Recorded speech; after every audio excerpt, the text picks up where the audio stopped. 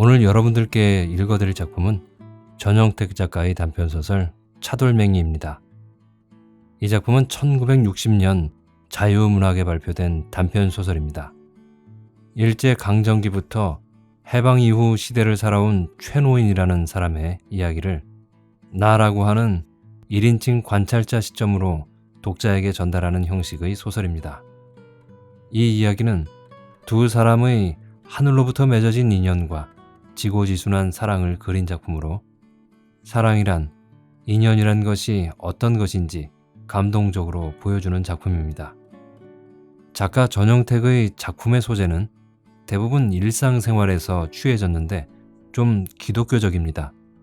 아마도 그가 작가이면서 동시에 목사이기도 하기 때문일 것 같습니다.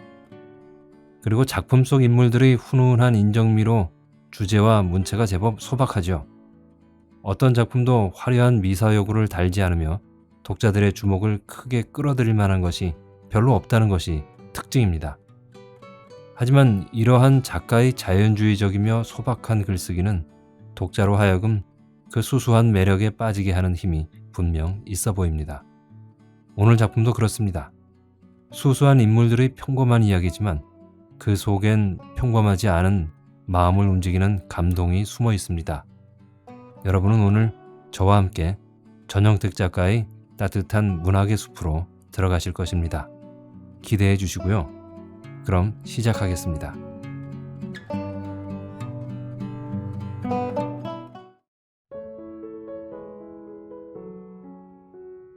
차돌맹이, 전영택.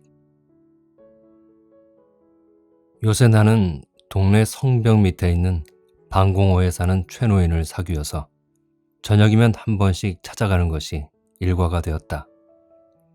나는 최노인과 이야기하는 것이 내 생애를 즐기는 가장 좋은 길이다. 하루는 최노인네 방공호에 갔더니 문이 꼭 닫히고 없다. 암만 문을 두드려도 인기척이 없다. 혹 무슨 일이나 없는가 하고 염려가 되어서 대문을 막 두드리고 소리를 질러서 찾아보았으나 종래 소식이 없다. 고향에 간 모양이군. 혼자 소리를 하고 나는 허전한 발걸음으로 돌아올 수밖에 없었다. 최노인은 문에 쇠도 안 잠갔다. 그는 본시 쇠를 잠그는 법이 없다. 쇠를 잠가 뭘 합니까? 무에 있어야지요. 누가 와서 집을 점령하면 어찌게? 같이 살지요, 뭐. 제 집이라고 주장하고 나가라면? 다른 데 가서 또 거처를 마련하지요, 뭐. 서울에 안정 나 한 몸 담아있을 곳은 있답니다. 걱정 없어요. 최노인은 이렇게 태평이다. 하긴 저 위에 또 있던데요. 방공호를 파다가 둔 게 있지 않아요. 이렇게 대꾸를 하면 최노인은 신이 나는 듯이 무릎을 탁 치고는 금방 눈에 전기가 도는 듯이 옳지, 옳지, 맞았어, 맞았어. 외놈들이 대표서라고 파라고 시켜서 파놓은 것이 실상은 나 같은 사람을 위해서 떳떳이 살 곳을 마련해 둔 게 아니고 뭐야요, 선생님. 하하하하. 최영감은 이렇게 너털 웃음을 털어놓는 것이다. 최노인은 본시 포천군 공곡면 율목리에 지금도 조카랑 먼 일가가 있다고 한다. 제일 바툰 사람은 조카요. 그 조카는 양자까지 들었으니까 말하면 아들이라면 아들이다. 아버지, 가셔요. 시골로 가셔요. 가셔서 죽이라도 끼니는 결하지 않고 대접을 할 테니까 어서 시골로 가셔요. 이렇게 계시면 제가 고얀 놈이라고 욕을 먹지 않아요? 인제라도 어서 저하고 집으로 가셔요. 한 번은 최윤구라는 조카가 찾아와서 이렇게 자기 집으로 가자고 꽤 정성스럽게 권하더란다. 그럴 때마다 최노인은 빙그레 웃으면서 고개를 쩔레쩔레 흔들고 내 말은 고맙다. 하지만 나는 이제 편하구나. 누구 달다 쓰다 나보고 잔말할 사람도 없고 뉘게 걱정거리가 될 것도 없고 내게는 이게 제일 편하거든. 내가 먹으면 몇 알을 먹겠니? 하루에 밥 한 그릇이면 실컷 먹고도 남는단다. 얘야, 내 걱정을랑 하지 말아라. 에휴, 이 다음엘랑 가져오지 말아라. 너희도 자식 새끼들하고 식구가 많아서 밥을 죽으로 하는데 어딘 나꺼정 생각할 형편이 되니? 에휴, 다시는 가져오지 말아라. 나 먹을 양식은 있으니까 가지고 가거라. 부디 내 걱정은 하지 말고 가져가거라. 네, 볼래? 내 양식을. 최노인은 유난히 큰 키여서 허리를 구부리고 컴컴한 모퉁이로 가서 자그마한 쌀 항아리를 기울여 보인다. 나는 너도 잘 알듯이 나이 80이 넘도록 절대로 남의 신세는 안 지고 살았으니까. 이렇게 말하면 네가 섭섭히 생각하겠지만 내 남 할 것 없이 어려서는 할 수 없지만 자란 다음엔 누구를 의지하고 살려고 하는 건 못난 짓이야. 나는 최노인이 조카에게 모처럼 가지고 왔던 쌀가루를 기어이 지워서 보냈다는 이야기를 들었다. 최노인이 가희동 꼭대기 성 밑에서 사는 지도 벌써 10년이 훨씬 넘었다. 해방 직후부터 살았으니까 10년이 넘은 것이다. 아들 하나 있던 것은 일본 시대에 징용 가서 소식을 모르고 마누라는 오래 앓다가 죽고 혼자 몸이 된 뒤에 서울에 올라와서 이 방공호에 들어 살게 되었다. 한동안은 복덕방에 집주름도 해보고 여름이면 부채장사, 겨울이면 엿장사 따위로 내 한 입 먹기는 걱정이 없었다. 하느님의 덕으로 오력이 성하고 앓지를 않으니까 혼자 살아도 꽤 살만해요. 최노인은 이렇게 허술한 듯이 이야기하는 것이다. 그래도 몇 해 전부터는 대리 힘이 없고 가슴 앓아 눕게 되고 그리고 정신이 없어서 아무것도 못하지요. 그래서 최노인은 이 근래에는 꼭 들어앉아서 별로 먼데 출입은 못한다. 그러나 앓지 않고 기운이 날 때 앉아서 광주리도 엮고 동네 다니면서 도배도 해주고 화초밭도 만져주어서 밥벌이를 하는 것이다.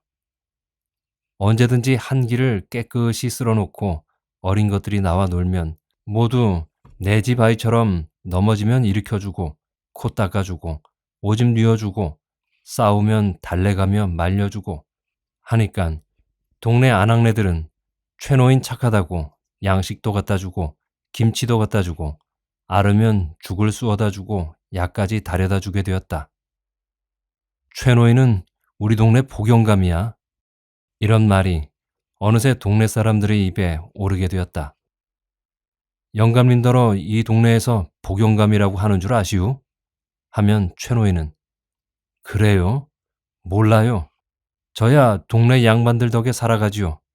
선생님 같은 이의 신세를 지고 이렇게 벌써 10년을 살아오고 있지 않습니까? 그저 고맙지요. 두 손을 들어 합장을 하는 것이다. 그런데 무슨 일로 고향을 갔을까? 하고 나는 다음 날에 또 가보았으나 다음 날도 그대로 문이 닫혀 있고 연 사흘을 소식이 없다. 사흘이 지나서 나는 저녁을 먹고 산보 겸 고무신을 끌고 갔더니 문이 반만큼 열려 있는 것이 최노인이 돌아온 것이 틀림없다. 아이고 선생님 오셨구만. 어서 오셔요. 최노인은 반가이 나를 대해주는 것이다. 그런데 어딜 가셔서 여러 날 집을 비우고 계셨어요? 늦바람이 나신 모양이시군. 나는 이렇게 농담을 붙여보았다. 아닌 게 아니라 바람이 난 모양입니다, 선생님. 최노인은 여전히 너털 웃음을 털어놓는다. 그런데 아무리 평소에 피차 장난의 말을 하고는 한바탕 웃음판이 터지는 것이 의례건 있는 일이라고 해도 이번의 이야기는 좀 이상한 데가 있다. 그래서 대관절 안 가시던 시골에 어째 가셨소? 바짝 대들어 물어보아도 궁금해서 다녀왔노라고 하고 종래 이야기를 아니하였다. 그럼 아무런 이야기라도 하셔요. 심심해서 왔는데 이 얘기 좀 하셔요. 영감님을 얼마나 기다렸는데요. 나는 슬쩍 이렇게 졸라보았다. 최노인은 이야기를 참 잘한다. 어떤 때는 임진왜란 이야기, 어떤 때는 대원대감 이야기, 또 어떤 때는 오성대감 이야기, 또 봉이 김선달 이야기도 곧잘 한다. 그리고 자꾸 졸으면 자기 이야기도 하는 수가 있다. 자기는 일본 시대에 순사로 좀 다닌 일이 있다는 것이다. 그래서 최순사라는 이름도 얻어보고 나리 나리 하고 나리 소리를 들어본 일이 있다는 것이다. 이야기를 하자면 제 자랑이 될 테니까 그 이야기는 안 할 테야요. 최노인은 순사 다닌 이야기를 하려다가 멈춰버리고 꽁초를 붙여 무는 것이다. 이제 자랑을 하시면 어떻습니까? 자랑을 하실 게 있으면 하셔야지요. 어서 이야기하셔요. 이렇게 권해 보았지만 종래 이야기를 아니하고 딴 이야기를 꺼내는 것이다. 네, 이야기 하나 하지요.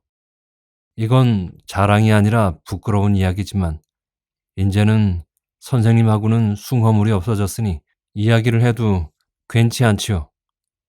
하고 먼 옛날 일을 곰곰이 생각하는 듯이 한참 말이 없다가 슬금슬금 이야기를 꺼내는 것이다. 밤나무골 권씨촌은 옛날에는 부촌이요. 큰 마을이었지만은 한 번 동네에 괴질이 들고 또 한 번은 살인사건이 생기고 또 불이 나고 해서 이럭저럭 떠나는 집이 많아서 나중에는 몇 집 안 남고 쓸쓸한 동네가 되어버렸다. 성황나무를 찍어서 동네가 망했어. 성황나무가 쌍으로 섰었는데 그걸 하나 동네에 떠들어와서 살던 술주정뱅이가 그 성황나무 때문에 노름판에서 돈을 떼었다고 얼토당토하는 소리를 하면서 찍은 다음으로부터 황새가 쌍쌍이 와서 좌우 나무에 한 쌍씩 둥지를 틀고 살던 것이 한 나무를 찍은 다음부터는 그 황새들도 안 오고 동네가 차차 망조가 들었는지 자꾸 언짢은 일만 생기고 불길한 사건이 뒤를 이어 일어나면서 젊은이들이 변변치 못한 일에도 피를 흘리고 싸우고 대수롭지 아니한 일에 서로 원수를 지고 술집과 노름판만 들어가다가 짜장 기름이 돌고 번지르르 하던 동네가 그 어느새 여기저기 집 헐린 돌무더기만 눈에 띄는 쓸쓸한 고장이 되어버렸다. 주인이 없는 빈집같이 쓸쓸했다. 그러던 밤나무골에도 봄이 찾아왔다. 뒷산과 앞산에 따뜻한 햇빛이 따뜻이 내려쬐고 뒷산과 앞산에 아지랭이 아롱거리고 종달새가 쪼리쫑 쪼리쫑 지저귀고 강남 갔던 제비가 돌아와서 빨랫줄에 쌍쌍이 앉아서 지지배배 지지배배 재롱을 떨고 있다. 이 동네에도 봄 소식이 활짝 퍼져 있는 것이다. 복래야, 나물 캐러 가자. 복남아, 나물 캐러 가자. 두 아이는 서로 불러서 들로 언덕으로 나무를 캐러 다니고 아랫동네 아이들도 소래제 접둥이 캐러 밤나무째로 두 아이의 뒤를 따라온다. 우리 고향 동네는 꽃 피는 동산, 복숭아, 살구꽃, 울긋불긋 꽃 피는 동산. 봄의 앞잡이인 양 아이들이 흥겨운 노래를 부르는 소리가 메아리가 되어 사방으로 퍼지니 폐허같이 쓸쓸하던 밤나무골에도 새 희망과 서기가 찬 것 같다. 누가 지어주었는지 권씨집 딸애기는 복래요. 최씨집 아들은 복남이었다. 이름조차 남매 같다. 권씨문 중에 제일 가난하고 보잘것없는 한 집이 남아 살다가 아들이 장가들어 첫 딸을 낳았는데 얼굴이 환하게 잘나고 눈이 맑아서 귀엽고도 얌전하게 태어났고 본씨는 권씨네 종가에 소작인을 하던 사람으로서 최씨 노인네가 간신히 아들을 장가보내 며느리를 맞아서 첫 아들을 낳았는데 귀가 큼직하고 눈이 크고도 또릿또릿하고 정기가 있는데 입이 나부죽하고 이마가 반듯한 것이 귀인의 모습이 있다고 보는 사람마다 칭찬이 벌어지는 형편이다. 앞 뒷집에 살고 나이도 거의 같은 복래와 복남이는 유난히도 의가 좋아서 아주 어려서부터 서로 어깨를 끼고 손목을 잡고 다니고 정답게 소꿉장난을 하였다. 1년이면 1년 내내 한 번도 싸우는 법이 없었다. 하나는 사내요. 하나는 계집애라도 한동안 그런 것도 모르고 지낼 동안은 말할 것도 없고 나중에 대여섯 살 된 다음에도 한 모양으로 정답게 지냈다. 복래와 복남이는 쌍둥이 같다. 복래와 복남이는 남매 같다. 두 집에서도 별로 가리지 않고 그대로 내버려 두었다. 실상 이 밤나무골 본동에는 본래 살던 사람으로 복내네와 두 집밖에 없었다. 한참 나가서 신장로께 있는 주막 동네에는 몇 집이 있고 아이들도 있었지만 본동에는 복내와 복남이 둘밖에 없으니까 두 아이가 동무삼아 놀 수밖에 없었다. 그리고 두 집에서도 무심히 내버려 두었다. 세상이 변해서 개화 세상이 됐는데 양반 상놈 가릴 게 있나? 복내 할아버지는 가끔 이렇게 말하고 두 집이 한 집안처럼 가까이 지냈다. 복내와 복남이는 8, 9살이 되도록 쌍둥이같이 남매처럼 의좋게 지냈다. 복내네 집에서는 복남이를 내 집 아이처럼 생각하고 복남이네 집에서는 복내를 내 집 아이나 다름없이 귀해하고 두 아이가 같이 노는 것도 무심히 내버려 두었던 것이다. 두 아이는 눈만 뜨면 소곤소곤 이야기도 하고 히히, 헤헤, 웃기도 잘하면서 같이 놀고 같이 다니고 잘 때가 되어서야 헤어졌다. 복남이와 복내는 이렇게 자라서 어느새 10살이 넘었다. 어느 해 가을이었다. 늦은 가을이었다. 아카시아 잎이 찬바람에 우수수 떨어져서 한 길에 쌓였다. 밤이었다. 복내는 읍으로 간대. 왜? 읍의 복내 오춘 할아버지가 양딸로 데려간대. 왜 그 혼자 사시는 할머니 있다지 않어? 그 할머니가 양딸로 데려간대. 데려다 공부시킨대. 복남이는 풀깃 잠이 들려다가 어머니 아버지가 이야기하는 소리에 퍼뜩 정신이 들었다. 뭐? 복내가 읍으로 간대? 데려다 공부시킨대? 엄마, 참말이야? 복내가 읍으로 간대? 복남이는 동네 엄마를 불러 물어보지 않고는 견딜 수가 없었다. 그렇다더라. 복남이는 밤을 뜬 눈으로 새우고 이튿날 아침에 일어나는 참에 복내를 찾아가려다가 억지로 몇 시간을 참아서 복내네 집으로 갔다. 마침 복내가 대문 밖으로 나오고 있었다. 맑고 까만 눈을 깜빡거리고 나온다. 나는 우리 할머니 따라 읍으로 간다누. 너는 좋겠다. 복남이의 큰 눈에는 눈물이 글썽글썽해졌다. 그래도 너하고 못 노는 게 안 됐지. 가끔 집에 올 걸 뭐. 복내는 뒤도 돌아보지 않고 집으로 까만 눈을 깜빡거리고 다른 박질로 뛰어들어가 버리는 것이다. 그 이튿날 아침에 복남이는 복내가 저희 어머니와 할머니를 따라서 읍으로 떠나가는 것을 바라보다가 집으로 돌아가지 않고 뒷산 밤나무 숲을 지나서 제일 높은 언덕으로 올라갔다. 신장로 큰 길엔 흰옷 입은 사람들이 가물거리는 것이 잠깐 보였으나 이내 산 모서리로 돌아갔는지 흔적도 없어지고 아무것도 안 보였다. 복남이 큰 눈에서는 눈물이 뚝뚝 떨어졌다. 복남이는 낮이 퍽 기울어서야 집으로 돌아왔다. 집에 와서도 아무 말이 없었다. 어머니와 아버지도 별 말이 없었다. 겨울이 지나고 설 때가 거의 되어서 복내는 때때 옷을 입고 집에 왔다. 복남아, 나는 너 보고 싶어 왔다. 맑은 눈을 깜빡거리고 웃는다. 참말? 참말이지 그럼. 나도 너 보고 싶어서 날마다 내 생각만 하면서 밥도 잘 안 먹었다.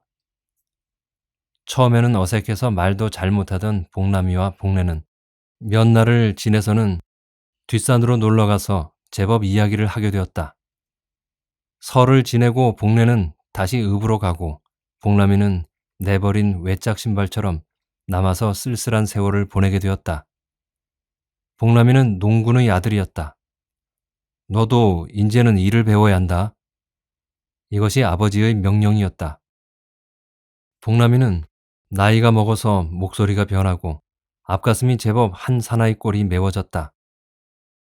복남이는 소를 먹이러 들에 나가고 한 짐씩 잔뜩 꼴을 깎아서 구럭에 넣었다가 거름통에 두는 것이 일과였다. 그러면서 우리 고향 동네는 꽃피는 동산을 부르기를 잊지 않았다. 그 해 가을에 복례는 벼랑간 집으로 와버렸다. 복례는 다시 밤나무꼴 사람이 되었다. 밤나무꼴 사람이 된 것을 다행으로 생각하였다. 학교 보낸다는 것은 말뿐이요. 실상은 할머니 몸종이나 다름없었다. 밤에는 할머니 다리 치기, 낮에는 하루 몇 번이고 방걸레 치기, 할머니와 손님의 담뱃불 붙이기와 술 심부름이 고작 일이었다. 그래서 복례는 집에 잠깐 다녀온다고 하고 달려온 것이다. 너 그새 예뻐졌구나. 복남이는 큰 눈을 더 크게 뜨고 큰 입을 더 크게 열었다. 너 그새 컸구나. 복례와 복남이는 조용한 틈이 생겨서 둘이 만나서 이런 이야기를 하고 서로 얼굴을 붉혔다. 나는 농사꾼이 됐단다. 나는 농사꾼이 좋아. 읍의 사람들은 싫더라. 담뱃대만 피고 술들만 먹고. 나는 내가 아주 날 잊어버리고 읍사람이 되는 줄 알았다. 잊어버리긴 자꾸 너랑 같이 놀던 생각만 나더라. 글쎄, 그러면 그렇지. 복례야, 참말 내나 이 밤나무골을 떠나면 안 돼. 밤나무골서 농사꾼이 돼서 살라는 거야. 다 헐렸던 밤나무골을 다시 일으켜 세우라는 거야. 너하고 나하고 밤나무골서 살자. 복례는 복남이의 검고 씩씩한 얼굴을 쳐다보고 자기가 한 말이 부끄러워서 고개를 돌렸다. 복례야, 우리 면에도 보통 학교가 선다더라. 참말이야? 참말이고 말고 우리 아버지가 면소에 갔다가 듣고 왔는걸. 면장님한테 분명히 듣고 왔는걸. 복남이와 복례는 두 손을 맞잡고 기뻐 뛰었다.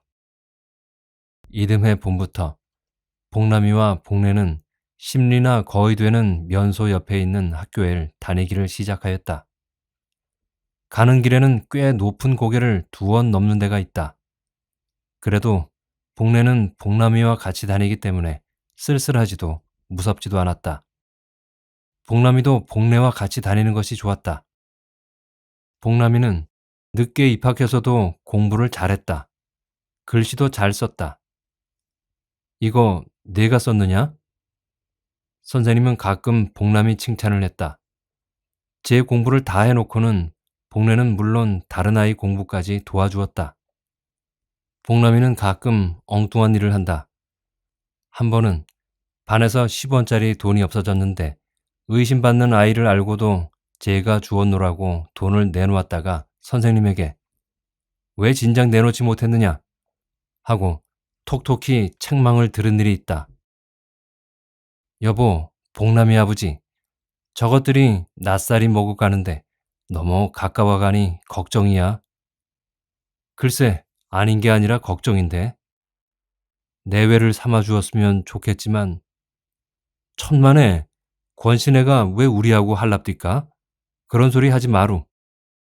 복남이네 집에서 이런 걱정을 하게까지 된 것은 복남이가 벌써 6학년이 되고 시작을 늦게 했으니까 나이로 말하면 복남이는 17, 복례는 16, 다 숙성해 가는 것이 완연하기 때문이었다. 요새 복남이 음성이 변해졌지? 참 그래. 음성이 변했어. 그리고 저 복례 말이야. 젖가슴이 완전히 달라졌습디다. 이렇게 복남이 아버지 어머니가 수군거리는 어느 날이었다.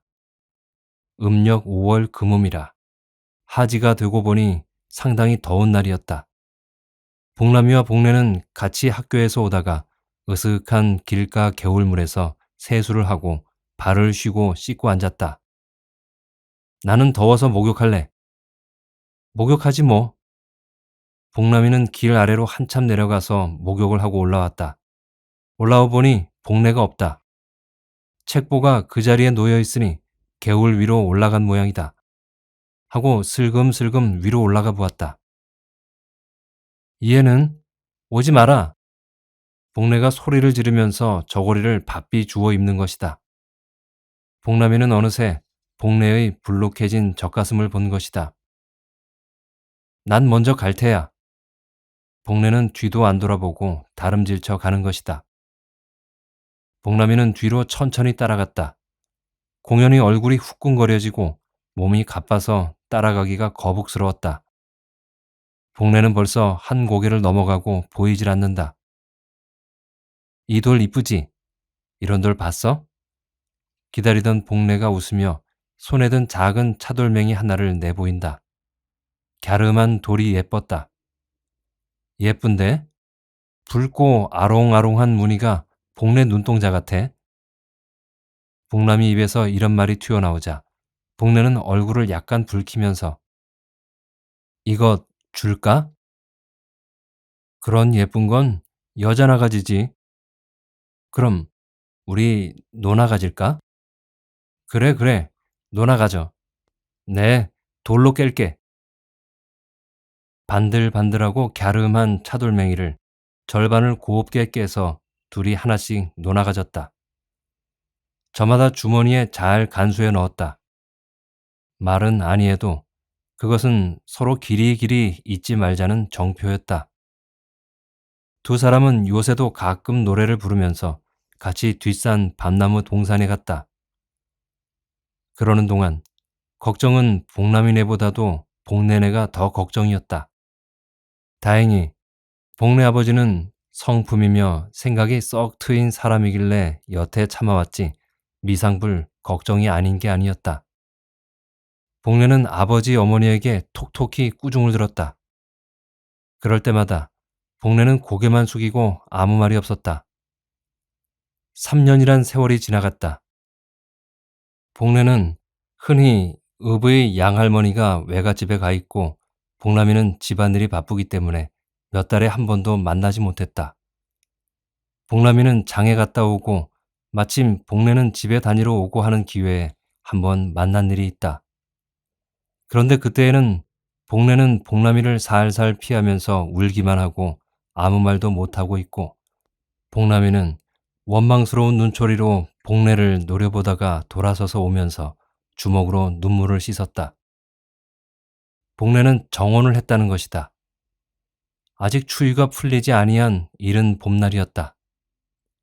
복남이는 세상에 나서 처음으로 주재소 유치장에서 하룻밤을 새웠다. 이 자식아, 어린 자식이 남의 집 처녀를 데리고 달아나서 어쩔 셈이냐? 아니야요, 아니야요. 나리님 아니야요. 아니야요가 뭐야? 싼 놈의 새끼. 시끄러부다. 한국 사람이 외놈인 채 하면서 뺨을 찰각찰각 눈에서 불이 나게 때린다. 복남이는 지난밤에 구륙간에서 밤새도록 생각한 결과에 자주 문이 차도를 생각하였다. 두 사람이 서로 일생을 같이 하자는 표로 돌을 깨어 한 조각씩 가진 것이 있다고 호주머니의 자주무늬 차돌 반 조각을 내놓았다. 이고가 뭐야? 거짓말이 마라. 순사는 마룻바닥에 집어 동당이를 치면서 소리를 지른다. 그리고 또 뺨을 치고 구두발로 걷어차고 자기 말만 말이라 하고 이쪽 말은 도대체 들어주질 않는다. 옆에 있던 일본 순사는 싱긋싱긋 웃기만 하고 앉아있다가 담배를 피워 물고 일어나 버린다. 한국인 순사도 복남이를 내버려두고 나가버리는 것이다. 사람을 꿇어 앉혀놓고 종일 가도 소식이 없다. 응, 나도 순사가 되리라. 복남이는 이를 악물고 결심했다. 잔소리가 너무 길어졌습니다. 선생님, 이 최복남이란 소년이 바로 이 늙은이랍니다. 최노인도 여기까지 이야기를 하다가 벼랑간 머리를 돌려서 감개무량한 태도다. 웃기는 웃지만 먼 옛날 기억이 되살아오는 듯이 눈을 감고 판자 쪽 번한 문짝을 향해 바라본다. 복내네 집은 다 읍으로 이사를 하기로 하고 이사만 하면 곧 읍의 경찰서 순사와 결혼을 하게 되었다는 것이다. 너 순사 마누라 될 테냐? 난 싫어, 순사 마누라. 그럼 나하고 가자. 영주로 가자. 우리 고문에 사는 영주로 가자. 둘이 의논이 맞아서 둘은 양평 쪽 가는 길로 높은 영을 넘어서 날이 저물어졌기 때문에 주막에서 하루를 묵어 가려다가 읍에서 연락이 와서 주재소 순사에게 붙잡힌 것이다. 복래 아버지는 순사를 대단히 높고 장한 사람으로 알았던 모양이어서 어려서는 평시에 복남이 저만 하면 농사꾼이라 저 하나 구실할 테니까 우리 복래하고 혼인을 맺어주지 하고 늘 마누라하고 의논을 하고 우리 어머니 아버지하고도 대강 의논을 한 일이 있었다는데 갑자기 마음이 변했던 모양이었지요. 그때의 영감은 얼마나 기맥히고 분했을까. 에이, 나는 분해함을 참지 못하는 듯이 침을 삼켰다. 게다가 주재소 순사란 녀석이 얼마나 세도를 부리는지 에이, 나도 순사가 되리라 하고 결심을 단단히 했답니다. 그래요? 그래, 어떻게 됐지요? 나는 복래와 차돌 일이 궁금해서 캐물었더니 맞춰본 결과 내 말이 거짓말이 아닌 것은 증명이 되기는 하였으나 복래는 종래 잃어버리고 결국 순사의 아내가 되었다는 것이다. 그 차돌은 어찌 되었느냐고 나는 다시 캐물었다. 최 노인은 웃기만 하고 대답이 없더니 선생님, 보실래요? 하면서 허리에 찼던 염낭 주머니를 풀어가지고 그 속에서 꽁꽁 쌌던 쌈지 하나를 꺼내더니만 과연 조그만 돌 한 개를 내놓는다. 보셔요. 이겁니다. 순사가 웃으면서 모두 내주던걸요? 최 노인은 쓸쓸한 웃음을 웃어 보인다. 최 노인의 그 뒤의 이야기는 이렇다. 자랑이 되기 때문에 이야기하지 않겠다는 이야기를 털어놓는다. 밤나무골을 떠나지 말자고 복래와 같이 맹세하고 약속한 자신이 그 맹세를 깨뜨렸다. 농사꾼 복남이는 호미자루, 낫자루를 버리고 칼자루를 잡게 되었다. 너하고 나하고 밤나무골서 살자 하던 복래가 약속을 깨뜨렸다. 청년 복남이는 복래가 어려서 약속하던 소리를 더듬어 되살리고 빨간 얼굴을 돌이키던 모습을 눈앞에 그려보면서 원망스러운 한숨을 터뜨렸으나 복래는 약자요. 자기는 남자로서 스스로 세운 맹세를 깨뜨린 것이 부끄럽다는 것이다. 내가 순사가 되고 싶어서 된 것인가? 저 때문에 됐지. 복남이는 속으로 원망하고 변명을 해보았으나 암만 해도 부끄러운 것은 외놈의 앞잡이 순사가 된 것이라는 생각이었다. 내 마음은 변치 않는다.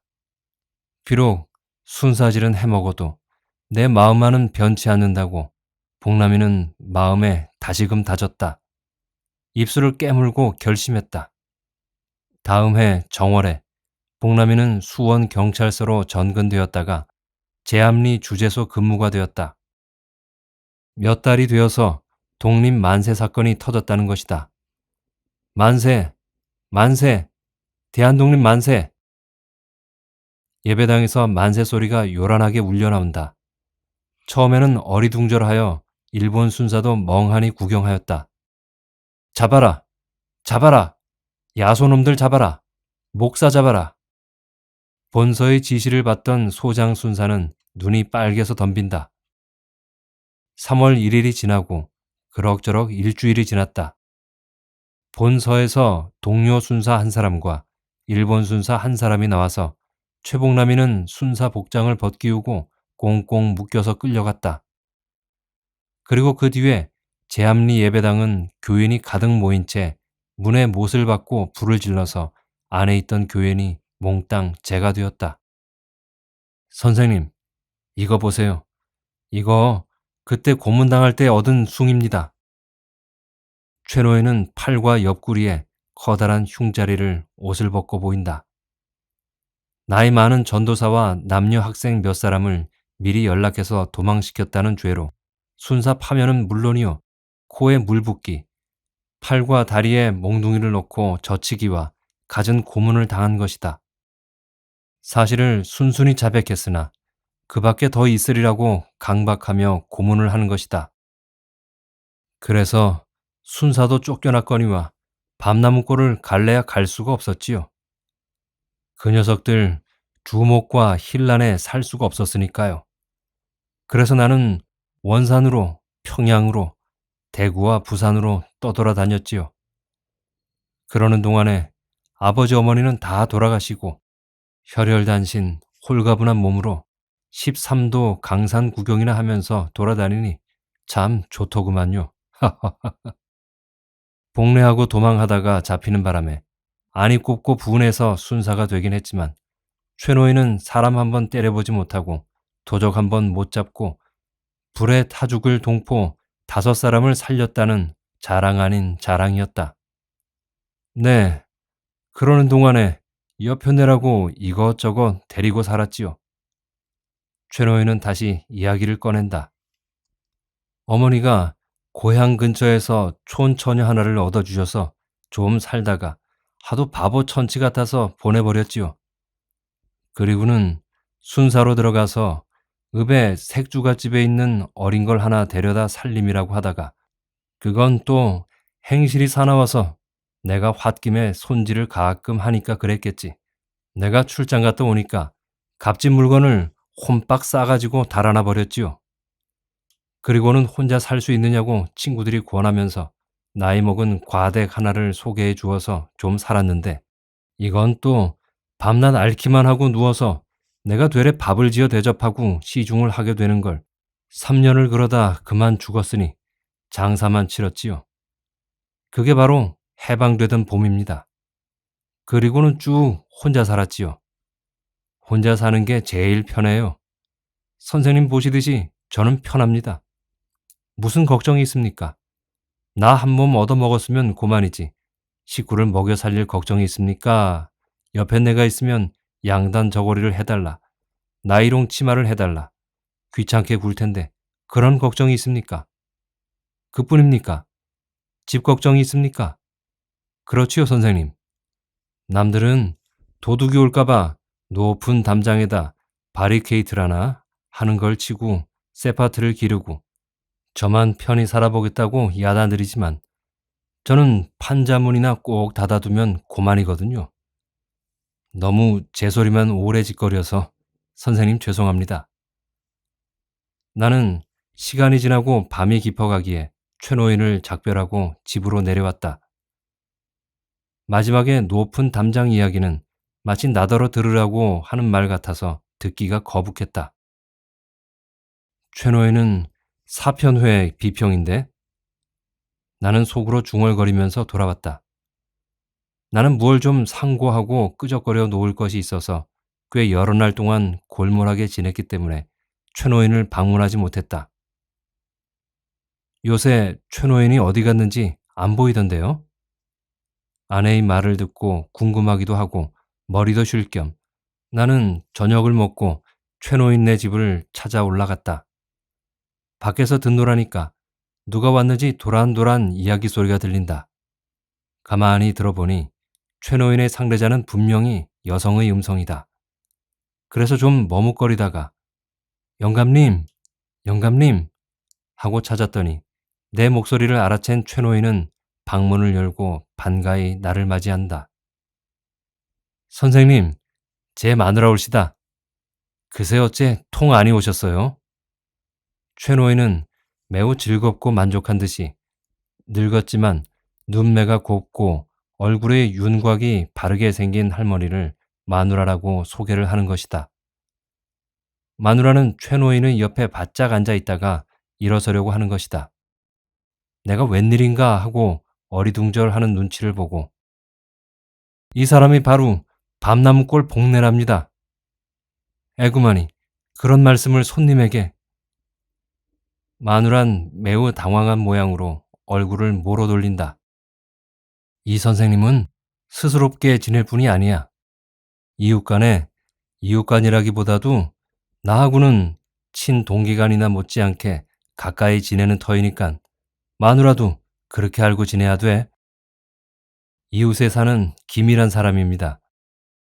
그러세요? 몰라 뵙고. 마누라는 고개를 약간 숙여서 인사를 한다. 그러는 동안에도 나는 그 재미나는 차돌맹이 생각을 하고 웃으면서 앉아 있었다. 최노인은 자기 마누라에게 내 소개를 늘어놓는다. 유명한 학자니, 자선가니, 그리고 자기에게 고맙게 해준다는 이야기며 거지가 오면 반드시 잘 대접해 보내지 그냥 돌려보내는 법이 없다느니. 한 번은 갓쓴 노인 거린을 상에 받쳐서 잘 대접했더니 대대손손이 부자질 하시고 자손 만대에 영달하고 장성하소사. 굉장한 축원을 들은 일이 있다는 이야기를 내게 들었노라고 내가 장난삼아 옮긴 이야기까지 늘어놓는다. 그러나 나는 어떻게 돼서 옛날의 복례가 최노인의 마누라가 되었는지 그 일만이 궁금하였다. 그러나 아직도 수줍어하는 마누라 앞에서 그 이야기를 시켜서 듣자고 할 수가 없어서 그날은 그냥 돌아왔다. 그래서 몇 차례나 시골을 다녔군. 나는 혼자서 짐작을 할 뿐이었다. 그런지 얼마를 지나서 눈도 안 오고 강추위로 몹시 추운 겨울날이었다. 선생님 계십니까? 최영감은 뜻밖의 우리 집을 찾아왔다. 선생님, 마누라가 알아요. 대단해요. 온몸이 몹시 달고 대단해요. 나는 집에 있는 해열제를 가지고 최노인의 뒤를 따라갔다. 아들한테 알려줘야 할 텐데. 여보, 아들한테 알립시다. 선생님더러 수고를 좀 해주십사고 해서 편지를 합시다. 아드님이 계시구만. 네, 편지를 써드리지요. 깡깡 앓고 있던 마누라는 내 말을 듣고 여윈 턱을 살래살래 좌우로 흔든다. 싫다는 것이다. 그만둬요. 알릴 것 없어요. 영감의 소매를 잡아 끌어서 귀옛말을 하는 것이다. 영감만 옆에 있으면 그만이지. 이제 아들한테 알릴 필요가 없다는 것이다. 마누라의 독감은 내가 갖다 준 약을 먹은 효과가 났는지 몇 날이 지나서 열이 많이 내리고 일어나 앉게까지 되었다. 선생님의 덕에 마누라가 일어났어요. 영감의 정성으로 났었지요. 밤을 꼬박꼬박 새면서 마누라를 간호하는 그 정성은 대단하였다. 최영감은 여간 기뻐하지 아니한다. 그럭저럭 추위가 풀리고 음력설도 지나서 따뜻한 3월이 되었다. 하루 저녁은 최영감을 찾았더니 마누라가 또 앓는다는 것이다. 나는 전만 여기고 또 해열제를 보내고 미음이나 죽을 쑤어드리라고 집에 있는 쌀과 좁쌀 되를 보냈다. 마누라가 죽었어요. 선생님, 마누라가 죽었어요. 이 일을 어찌합니까, 선생님? 뒤로 곧 올라가 보았더니 최노인은 방공호 밖에 주저앉아서 통곡을 하는 것이다. 장례는 염려 마십시오. 내가 맡아 해드릴 테니. 나는 나도 좀 내고 동네 친구들에게 이야기해서 장례 비용을 마련해 놓고 준비를 하도록 한 뒤 이튿날 아침에 일꾼을 한 사람 데리고 다시 올라가 보았다. 사람 기척이 없다. 조용하다. 영감님, 영감님. 불러보아도 소식이 없다. 데리고 갔던 사람하고 같이 문을 열어보았다. 일꾼이 놀라는 음성으로 영감님도 돌아가셨는데요? 복남이는 복례 옆에 정답게 누워 자고 있다. 복례 손에는 작은 차돌맹이가 쥐어 있었다. 마누라 매장하려고 준비한 것으로 두 늙은이 시체를 같이 모셔서 망우리 묘지에 합장을 하였다.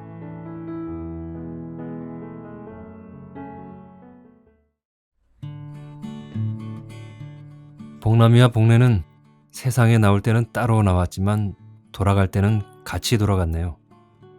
복남이, 즉 최노인이 그 나이까지 혼자 버티고 살아왔던 것이 본인은 몰랐을지 모르지만 아마도 자신의 분신 같은 인연인 복례를 만나기 위함이었을 거라고 저는 생각합니다.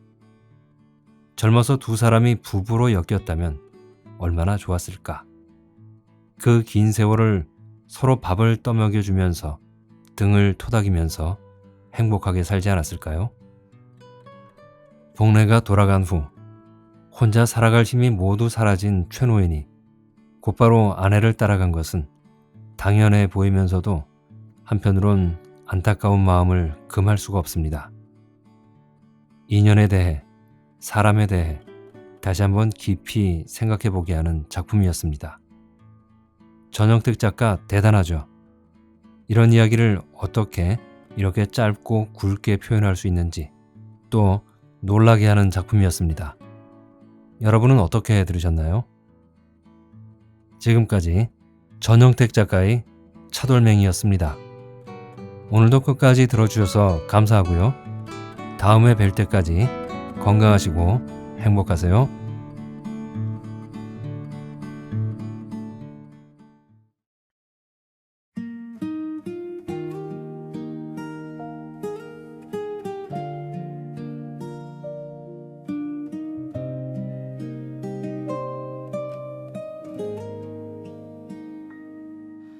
밤하늘의 별처럼 그대는 멀리 빛나고 창가에 기대어 하늘을 보다 유독 밝게 빛나는 별 하나 그댈 닮은 것 같아 한참을 바라봤어 바보 같지만 그래도 그대만 보여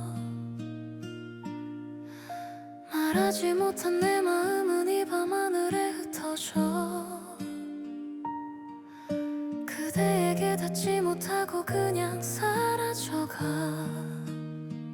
별처럼 멀리 있는 그댈 난 그저 바라만 봐 손 닿지 않는 곳에서 혼자 그댈 사랑해 아무리 불러도 대답 없는 그대 별이 지는 새벽까지 나는 여기 있을게 그대 모르게